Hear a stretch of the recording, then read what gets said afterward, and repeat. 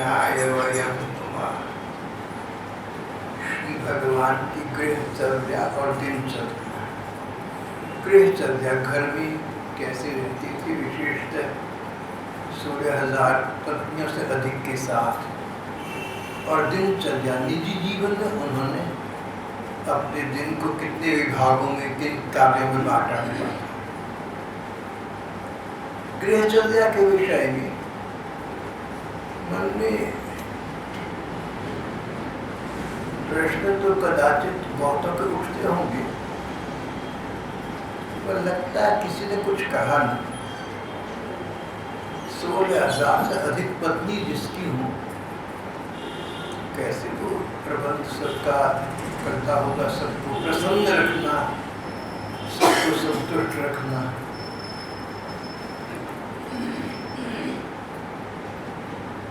किसी ने कुछ पूछा नहीं, कदाचित मन में तो आया होगा, प्रश्न आना स्वाभाविक है। नारद जी भगवान के सदा से प्रेमी भक्त हैं, बड़े स्वतंत्र स्वच्छंद, जो चाहा सो बात कर देते हैं, और साफ दिल में निर्मल हृदय के, जो मन में बात है वही मुख पर। जिस व्यक्ति का हृदय निर्मल है, चाहे वो व्यक्ति अपनी मन की बात किसी से भी सरल स्पष्ट शब्दों में कह सकता है। नारद जी ने सोचा, भले ही कृष्ण भगवान है, पर पत्नियों की संख्या 16,000 से अधिक है, उन सबको संतुष्ट प्रसन्न कैसे रखते होंगे। चलकर देख कर आता हूँ। नारद जी की अबाध गति है, और चाहे तो देवता हो और चाहे दैत्य हो, किन्हीं के भी अंतरंग कक्ष में, महिलाओं के कक्ष में ये सीधे जा सकती है। इससे नारद जी के स्वभाव का बोध होता है। देवताओं की तो बात क्या, दैत्य दानवों के यहाँ भी महिलाओं के अंतरंग कक्ष में नारद जी सीधे प्रविष्ट हो जाते, कोई नहीं पूछता कौन है, कहाँ है, क्यों जा रहे हैं। नारद जी के प्रति सब मन में इस प्रकार का सम्मान का भाव था। और ये नारद जी फिर एक दिन मन में अपने प्रश्न लिए श्री कृष्ण के द्वारका के भवन में पहुंचे।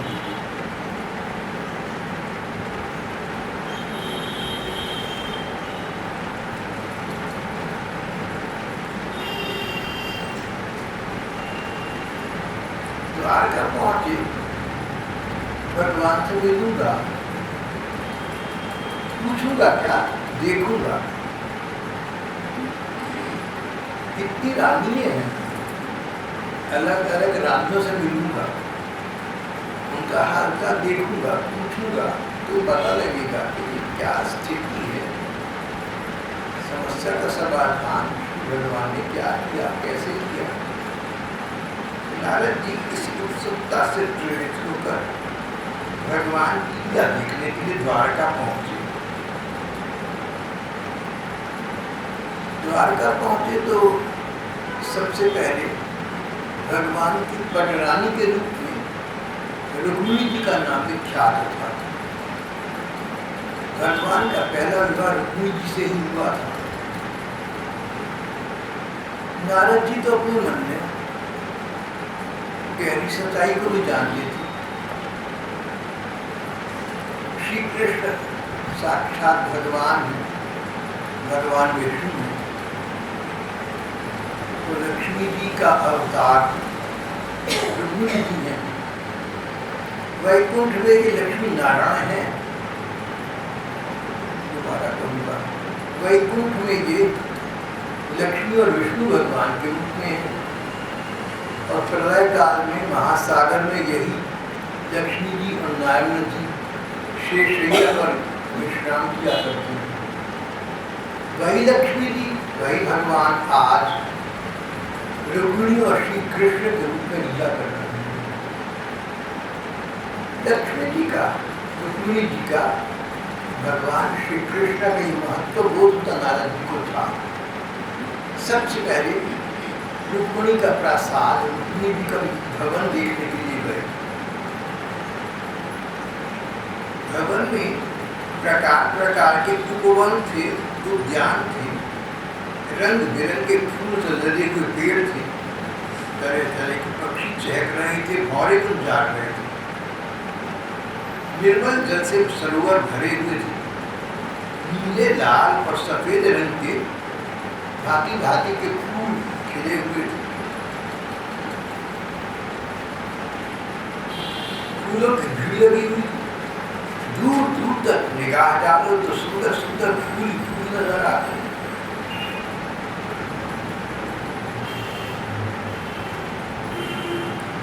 चांदी के और मणियों के महल थे, पन्ने की प्रभा से जगमगा रही थी।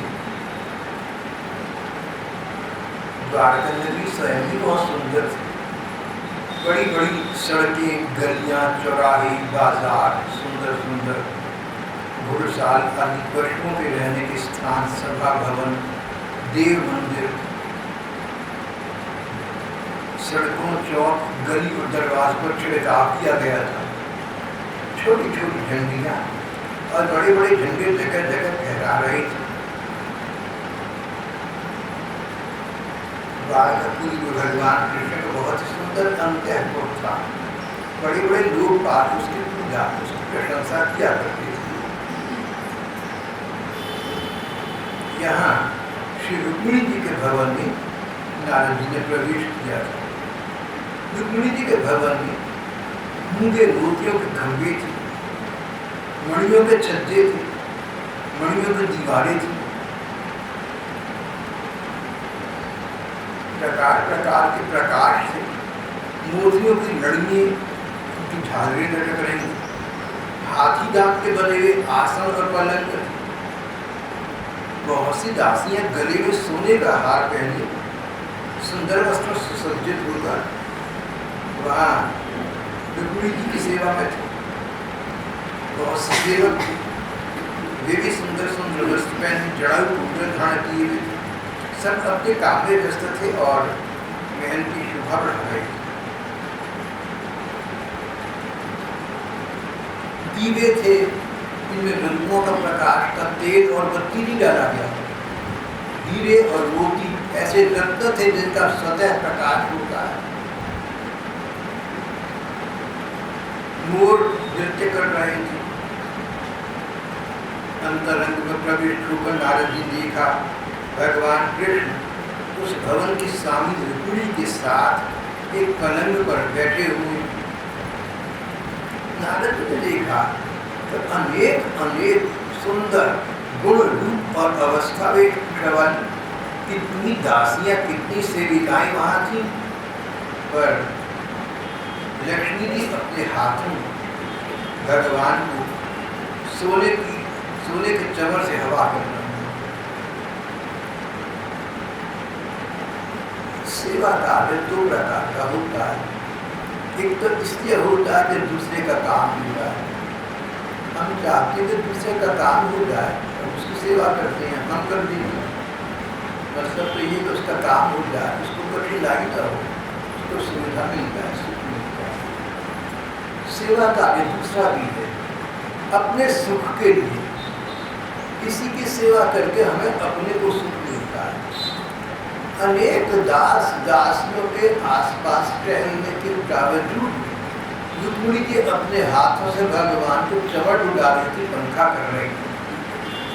भगवान की ये सेवा, इसके रूप में रुक्मिणी जी अपनी सेवा कर रही थी।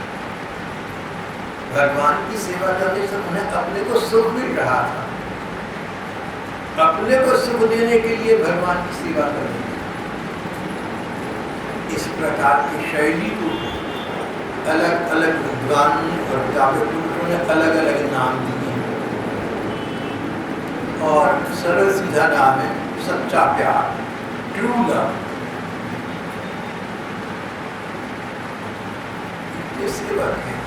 सेविकाएं।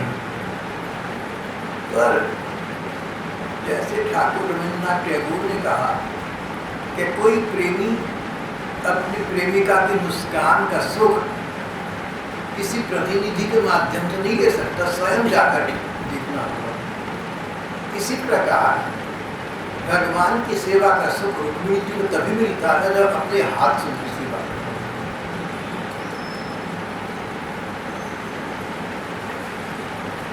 रुक्मिणी जी का विचार था, रुक्मिणी जी की मान्यता थी कि श्री कृष्ण आप्त काम है, सब कामनाएं पहले से पूर्ण काम है, आप्त काम। और आप्त काम क्या? श्री कृष्ण तो आत्मा राम है, अपनी आत्मा से सुख पाने वाले। हम लोगों को सुख पाने के लिए बाह्य जगत की आवश्यकता पड़ती है, लेकिन भगवान को सुख पाने के लिए बाह्य जगत की आवश्यकता नहीं। वो तो अपने आत्मा से, अपने आप से, अंतरतम से सुख पाते। भगवान सुखार्णव है, सुख स्वरूप है, सुखालय है, सुख प्रदान करने वालों से है, वालों में से है। अपने को जितना सुख होना चाहिए वो तो सुख के सहज स्वरूप है। रसो वही सह रसम लब्ध्वा नीति भव। भगवान रस है, रसायन है, रस स्वरूप है, और उसी रस का वेदन अपने प्रेमी जनों के प्रति प्रसन्नता किया करते हैं।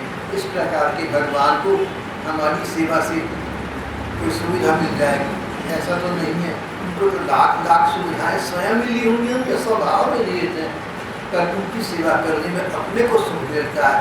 श्री रुक्मिणी जी इस आत्म सुख के लिए श्री भगवान श्री कृष्ण की सेवा अपने हाथों से कर रही थी। तम संनिरीक्ष्य भगवान सहसुत्थिता पर्यंतता सकल धर्म भृताम वरिष्ठा। नारद जी को आता देखा ना तो भगवान कृष्ण एकदम खड़े हो गए आदर के लिए।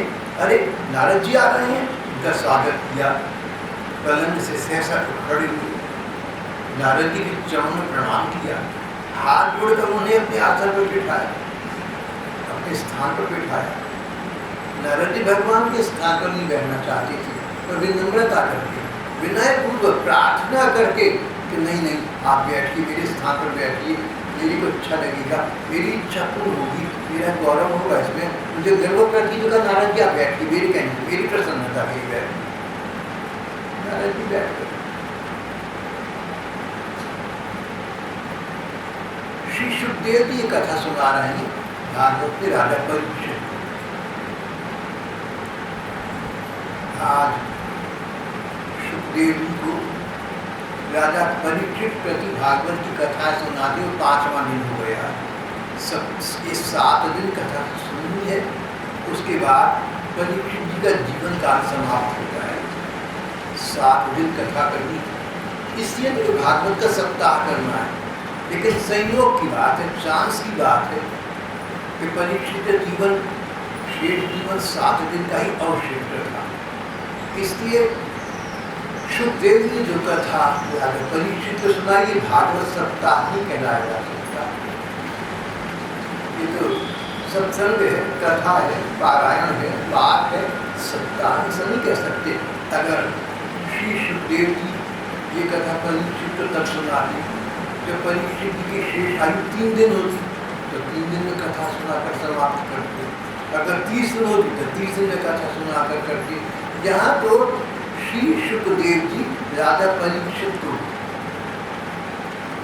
आजीवन कथा सुना रहे हैं, आमरण कथा सुना रहे हैं, जब तक परीक्षित है तब तक सुना रहे हैं। संयोग की बात है कि 7 दिन तक है, इसके भागवत का सप्ताह होगा। सुखदेव जी कहते हैं परीक्षित, इसमें संदेह नहीं कि भगवान श्री कृष्ण चर अचर सारे विश्व ब्रह्मांड के गुरु है, परम गुरु है। ये वही श्री कृष्ण है, वही श्री भगवान है जिनके चरण से गंगा जी निकली। हमारे देश की मान्यता है अगर मृतक व्यक्ति के मरणासन्न व्यक्ति के रूप में गंगा जल लव कणिका पीता सखितपि ये नमुरारी समर्चा क्रियते तस्य यमेन न चर्चा भज गोविंदम भज गोविंदम। गंगा जल की महिमा मरणासन्न व्यक्ति की वो गंगा जल के बूंद डाल दो उसकी सदगति हो जाती है, उसकी दुर्गति नहीं हो सकती। ऐसा हमारे धर्म ग्रंथ कहते हैं और ऐसी हमारी देश मान्यता है। रोज गंगा जी के एक जल कण का इतना महत्व है कि पापी से पापी मरणासन्न व्यक्ति को सदगति प्रदान कर दे। वो पूरी गंगा जी भगवान के चरणों से निकली है, इसीलिए तो उनका इतना महत्व है। वे भगवान आज एक गृहस्थ का उदाहरण स्थापित करने के लिए साधारण गृहस्थों की भांति व्यवहार कर रहे हैं। वे परम भक्त है, संतों के परम आदर्श हैं, उनके स्वामी हैं। भगवान कृष्ण एक आदर्श गृहस्थ की भांति नारद जी के पांव पखारे, उनका चरणामृत अपने सिर पर धारण किया, उनकी पूजा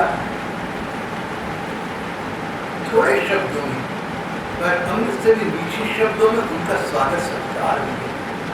अमृत से भी मीठे शब्दों में, थोड़े शब्दों में किसी की कोई पूज्य हो, कोई श्रद्धेय हो, कोई गुरु स्वरूप हो, उसके प्रति श्रद्धार्पण अर्पित करना, श्रद्धा सुमन अर्पित करना ठीक है, स्वाभाविक है, उचित है। पर इतनी देर उसकी श्रद्धा की बातें इतनी सराहना न करना कि आगत तक के आए हुए व्यक्ति को कुछ स्वयं बोलने का अवसर न मिले। नारद जी की भगवान ने बहुत सराहना, प्रशंसा और पूजा की थोड़े से शब्दों में, लेकिन तो थोड़े शब्द ही अमृत से अभी अधिक मीठे थे, अच्छे लगने वाले थे।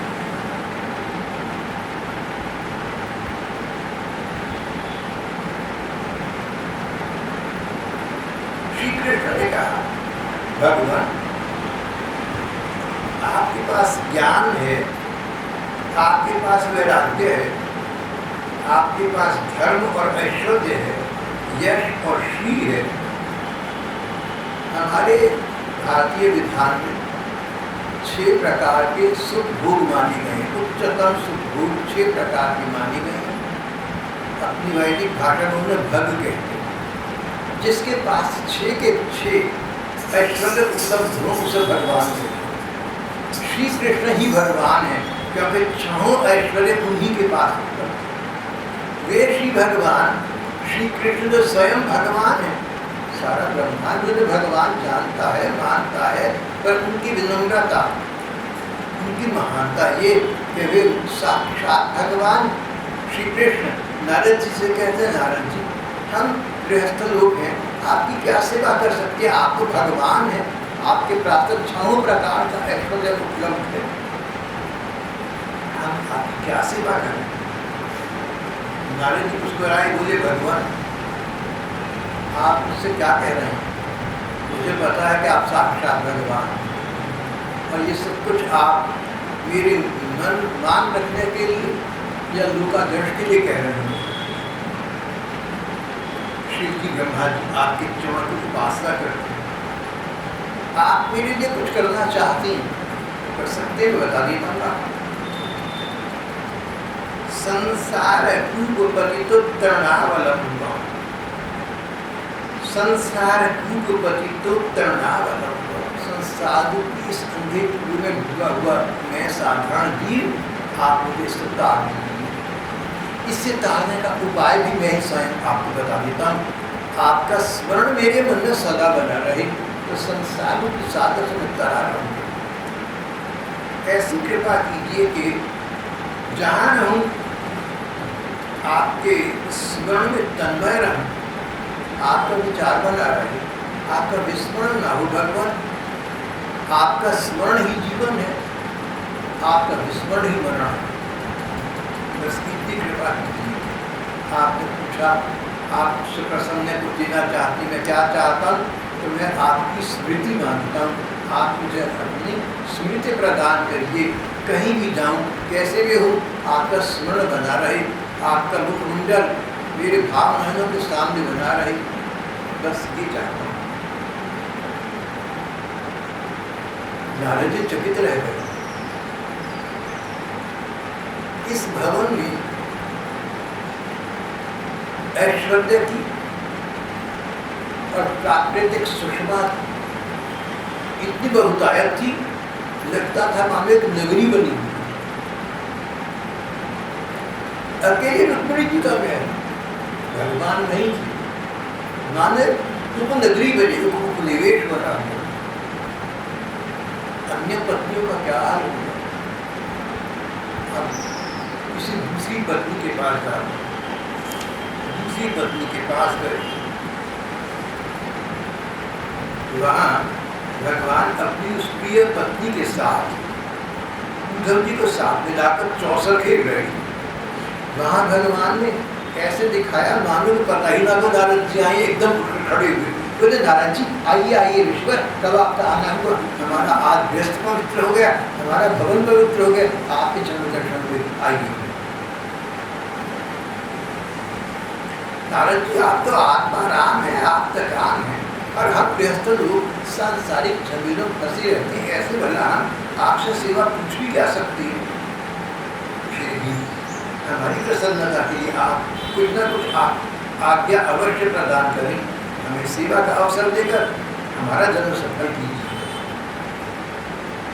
नारद जी को उत्तर न सूझा। ये 2 भवन ऐसे हैं, अगर ऐसे ऐसे 16,000 भवन हैं, तो नारद जी कहाँ चल सकेंगे इतना? और हर भवन में भगवान ने वर मांगा, मेरी प्रसन्नता संख्या कुछ मांगिए तो 16,000 देंगे, क्या क्या मांगेंगे?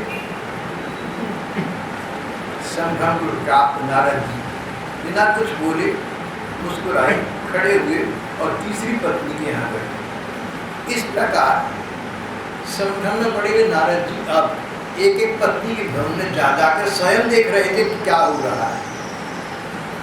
देखा कहीं भगवान हवन कर रहे हैं, कहीं किसी देवता की पूजा कर रहे हैं, कहीं ब्राह्मणों को भोजन करा रहे हैं, कहीं संध्या कर रहे हैं, कहीं जप कर रहे हैं, कहीं तलवार चलाने के पैदल बन रहे हैं, कभी हाथी घोड़े की सवारी सीख रहे हैं, कहीं पलंग पर सो रहे हैं।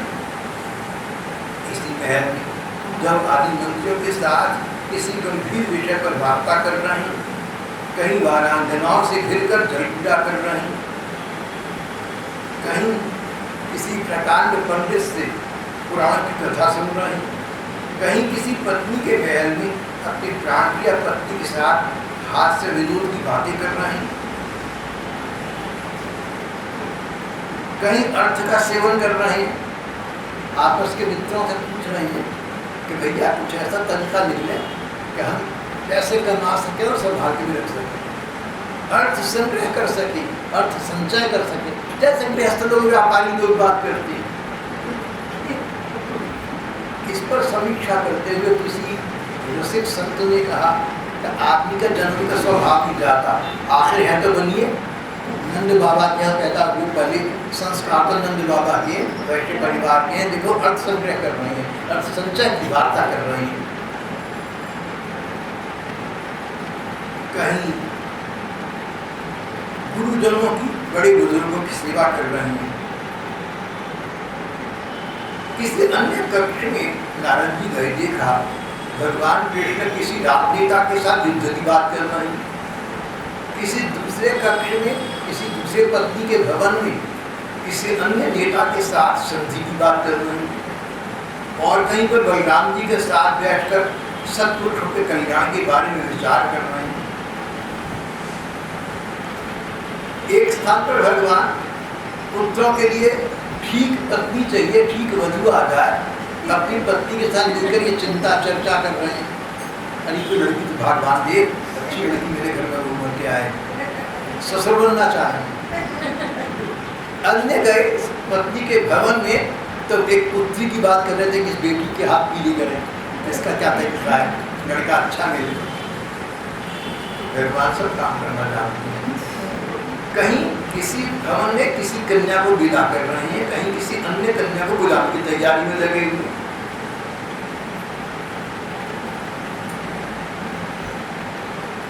कहीं निष्ठा पूछ कर रहे हैं, बगीचे मठ आदि प्रकार के काम कर रहे हैं।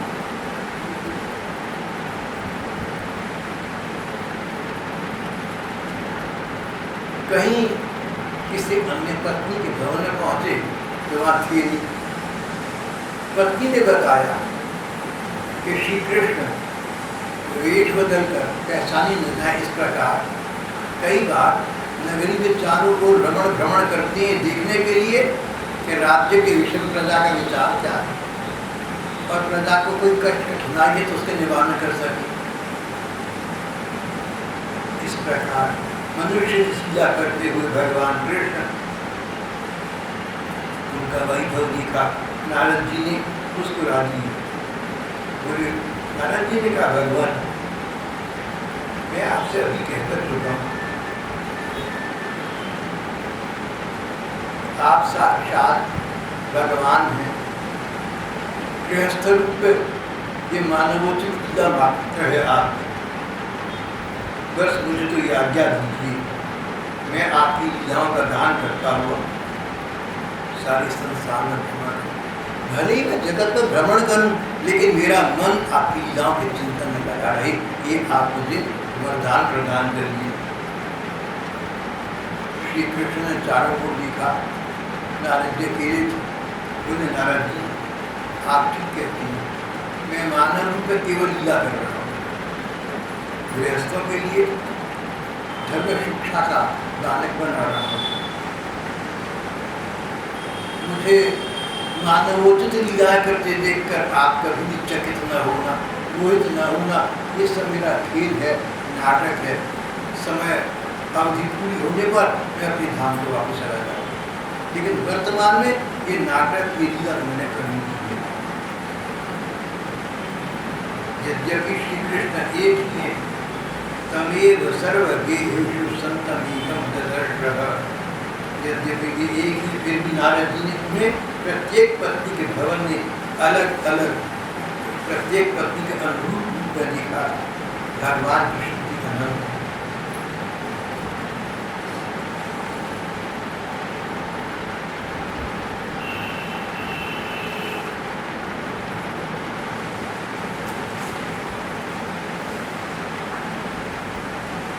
द्वारकापुरी में 16,000 से अधिक पत्नियां अपनी सलज्ज एवं प्रीतिपूरी चितवन मंद मंद मुस्कान से श्री कृष्ण की सेवा किया करती थी, वे उनके साथ व्यवहार करती थी। तो भगवान के 16,000 से अधिक पत्नियों के भवन थे, हर एक भवन में भगवान स्वयं उपस्थित थे। एक विद्वान ने कहा, एक दृष्टि से देखे तो श्री कृष्ण राम जी की भांति एक पत्नी रहती है, क्योंकि एक पत्नी के साथ एक कृष्ण। जब वृंदावन में गोपिकाओं के साथ श्री कृष्ण का रास हुआ था, वहां भी भगवान अपने रूपों प्रकट हो गए। जब राम जी अयोध्यापुरी लंका विजय के पश्चात पहुंचे, जानते थे सब पूर्ववासी मुझसे सबसे पहले मिलना चाहते हैं। राम जी ने वहां माया की और उतने रूप धारण किए, जितने प्रजाजन थे उतने रूपों से सबको मिल।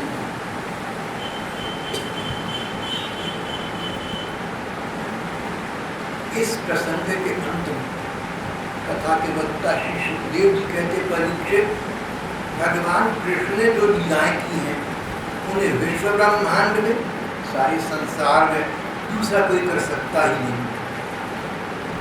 वे संसार की उत्पत्ति, स्थिति और आत्यंतिक कल्याण के परम कारण हैं।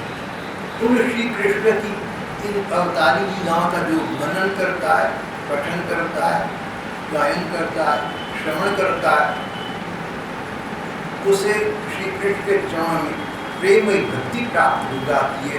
भगवान अवतार लेकर आते हैं, प्रकार प्रकार की लीलाएं करते हैं, इसीलिए कि साधारण मानव ये कुछ समझ सके कि भगवान कैसे हैं और क्या करते हैं और उनकी लीलाओं पर ऐसा स्वागत कर सके। ये श्री कृष्ण की गृहचर्या थी जो नारद जी ने देखी और संसार के सबके सामने आए। भगवान की अपनी निजी जीवन में दिनचर्या अपनी भी थी। भगवान जब सवेरा होने लगता कुछ बोलने लगते, मोटे बोलने लगते। सुबह का समय हो गया, अमृत वेला आ गई, ब्रह्म वेला आ गई। 16,000 पत्नियों के साथ श्री कृष्ण शयन रमण कर रहे थे। जब उनके बोलने की आवाज़ आती तो श्री कृष्ण उठेंगे, अपने काम काज में लग जाएंगे, अपनी दिनचर्या में लग जाएंगे, राजसभा में जाएंगे। ये सोचकर श्री कृष्ण के भावी में रहती आशंका से वे पत्नियां अपनी मन ही मन में बहुत भयभीत हो जाती हैं। श्री कृष्ण एक क्षण भी उनसे विलग हो, ऐसा उनका मन चाहता नहीं था। श्री कृष्ण की लीलाओं ने, उनके ऐश्वर्य ने, उनके माधुर्य ने, उनकी लावण्य ने, उनके व्यक्तित्व ने 16,000 रानियों का ऐसे मन मोह लिया था कि एक क्षण को भी उनसे अलग विलग नहीं होना चाहती।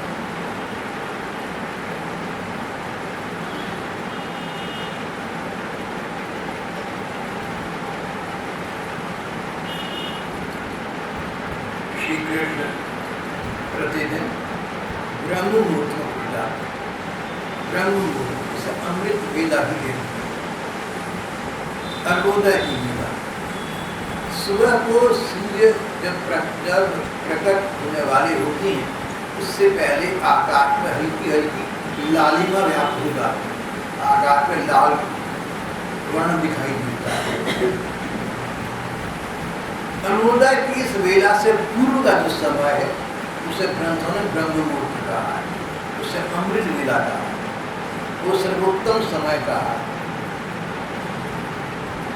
तो गृहस्थों के लिए, विरक्तों के लिए, सभी के लिए विधान भी है कि अमृत वेला में उठ बैठो, सोकर उसे खराब न करो, उसमें कुछ सक्रिय कार्य करो, तुम्हारे दिल दिमाग ताज़ा होंगे, वातावरण ताज़ा होगा, उस ताज़ी का सुख उठाओ, उसका लाभ उठाओ। भगवान कृष्ण संसार को एक शिक्षा देने के लिए स्वयं अर्घोदय की वेला से पूर्व ब्रह्म मुहूर्त में उठ बैठते।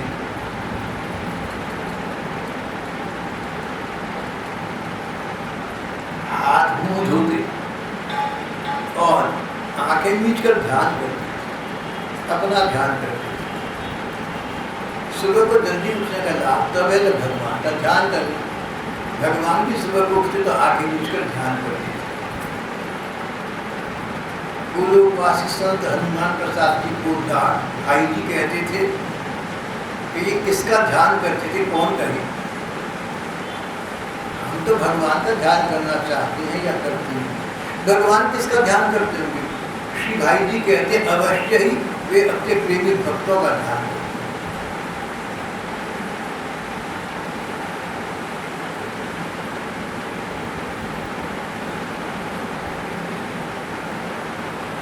स्नान करते, शुद्ध धोती पहनते, दुपट्टा ओढ़ते, हवन करते, मंत्र जप करते,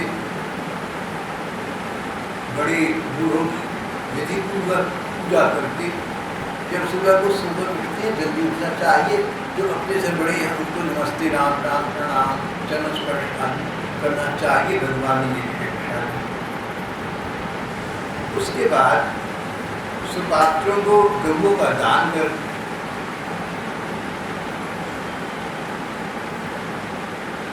कोई के बड़े भोजन और समस्त प्राणियों को प्रणाम कर, तब कहीं किसी मांगलिक वस्तु का स्पर्श कर।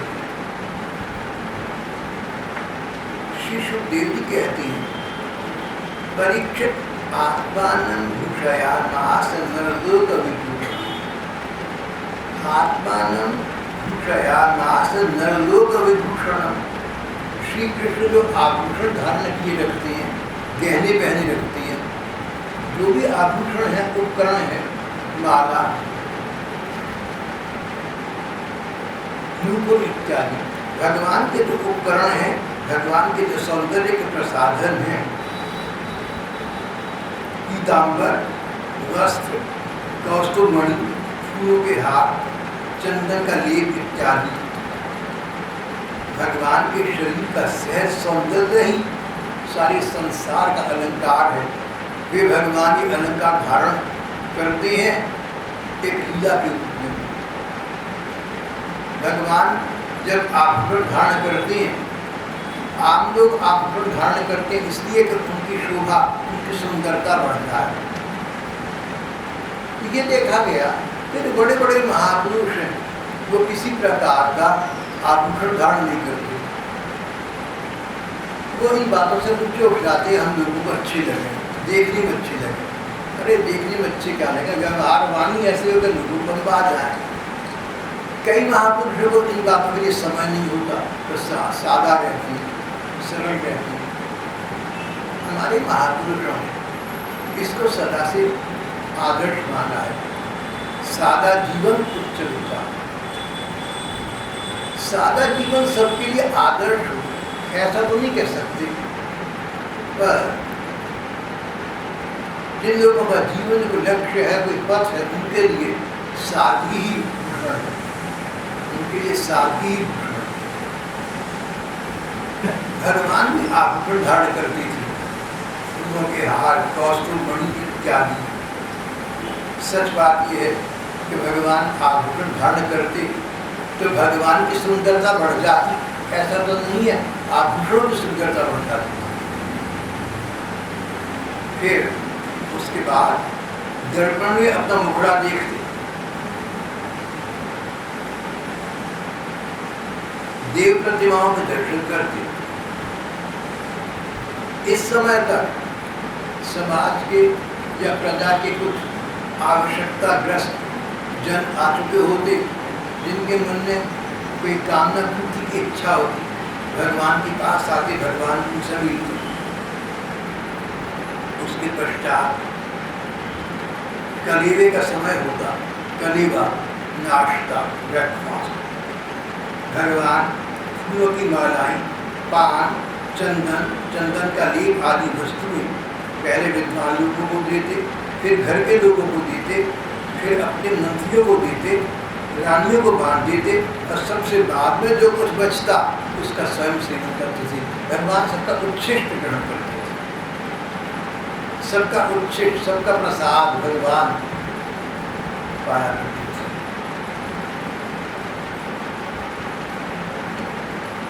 इतनी देर के समय होता था राजसभा जाने का। भगवान का साथी था दारू, वो रथ लेकर आता, भगवान के सामने प्रणाम करके खड़ा हो जाता। भगवान कृष्ण सात्य के उद्धव जी के साथ अपने हाथ से साथी का हाथ पकड़कर उस पर सवार हो। भगवान अपने रथ के साथी का भी आदर करते थे। अगर तुम्हारे पास ड्राइवर हो ना, उसका मान सम्मान। एक दो ड्राइवर भाइयों ने मुझे एक दो बार होकर कहा, भाई सब लोग हमें पैसे देकर ले जाते हैं, हमारा काम प्रोफेशन यही है। लोग ये नहीं सोचते कि उनकी तरह हम भी मनुष्य हैं, हमारे भी शरीर धर्म है, हमें भी कुछ चाहिए। सुबह सुबह सोकर उठे तो बहुत कुछ चाहिए। अपना तो ध्यान तो लोग रखते ही हैं, लेकिन हमारा ध्यान नहीं करते, हम जहाँ तहाँ भटकते हैं। मुझे बात सुनकर लगा तो ठीक कहते हैं, ड्राइवरों का अगर हम साथ ही जाते हैं तो जहाँ तक थोड़ी ध्यान से उठना चाहिए। भगवान तो साथी का हाथ पकड़कर रथ में सवार हुआ करते थे। जब भगवान राजसभा जाने के लिए, धर्मा सभा में जाने के लिए रथ पर आरूढ़ होते, तो उनकी पत्नियां उनकी ओर ध्यान से देखती होती थी। मन में कष्ट होता था कि श्री कृष्ण जा रहे हैं, उनके भावी प्रियों का संताप होता था, लेकिन ऊपर से मुस्कुराकर उनको विदा करती थी। भगवान भी मुस्कुराकर उनको चित्त को चुराते हुए वे ऐसे विदा करते थे। फिर भगवान सुधर्मा सभा में प्रवेश करते। सुधर्मा सभा भगवान की राजसभा का, द्वारका की राजसभा का नाम था सुधर्मा सभा।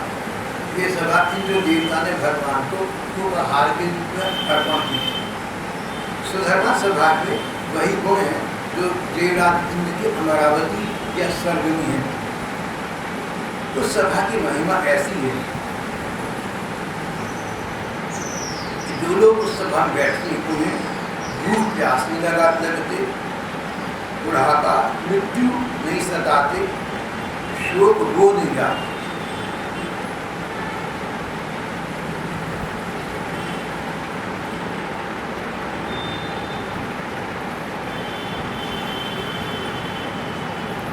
सुधर्मा सभा में प्रकार प्रकार के मंच होते थे। कहीं विदूषक लोग हाथ से विनोद कर रहे हैं, कहीं क्लाउन एंड जोकर्स, कहीं कहीं विदूषक लोग हाथ से विनोद कर रहे हैं, कहीं नट नटी अभिनेता अभिनेत्रियाँ अपने नाटक रच रहे हैं, कहीं नर्तकियाँ नृत्य कर रहे हैं, कहीं बाजे बज रहे हैं, वीणा, बकावत, वंशी, शंख इत्यादि। और कहीं पर अनेक सेवकगण भगवान की स्तुति और सराहना कर रहे हैं। कोई कोई व्याख्यान कुशल विद्वान वहाँ बैठकर भगवान को वेद के मंत्रों की व्याख्या सुना रहे हैं। ये कमाल की बात है। जो वेद स्वयं भगवान की वाणी है, उन वेदों को पढ़कर उनकी व्याख्या करके उनका गहरा अर्थ खोलकर समझा रहे हैं विद्वान लोग भगवान को। गृहस्थों का कर्तव्य है कि विद्वान ब्राह्मणों से वो वेद शास्त्रों की व्याख्या सुने, भगवान ये आदर्श स्थापित कर रहे हैं।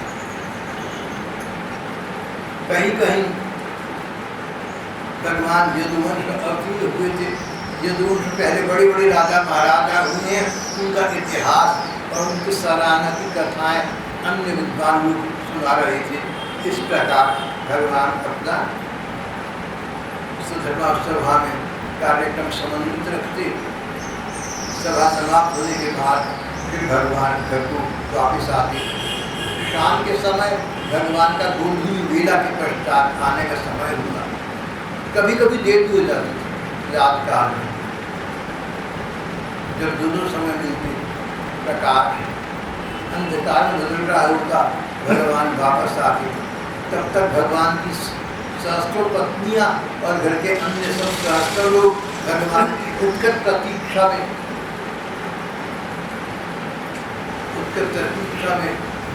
अपना समय कष्टपूर्वक यापन किया करते। भगवान की राह देखते, भगवान की बात होती। अंतरंग में प्रविष्ट होने पर भगवान अपनी अपनी सभी पत्नियों के भवनों में फिर अनेक रूप में प्रविष्ट होते और प्रत्येक पत्नी परिवार को अपनी उपस्थिति की सुविधा और सुख प्रदान करते। भगवान की दिनचर्या थी। सुखदेव जी कहते हैं श्री कृष्ण साक्षात भगवान। उनका अवतार हुआ इसलिए कि लोगों को अपने उदाहरण से, अपने व्यवहार से शिक्षा दे सके कि व्यक्ति को जीवन में कैसा करना चाहिए। एक महात्मा ने मुझसे कहा कि ये ठीक है कि श्री कृष्ण आदर्श है, लेकिन मेरे आदर्श नहीं है। तो भगवान के प्रेमी भक्त थे। मैंने कहा बाबा जी आपके आदर्श नहीं है। बोले भाई गृहस्थ थे, गृहस्थोचित कार्य कर रहे हैं, साधु संत लोग हैं, हमने गृहस्थ कृष्ण से क्या लेना। इनकी ये प्रेमोचित बात मुझे बहुत अच्छी लगी। आपका प्रसंग समाप्त कर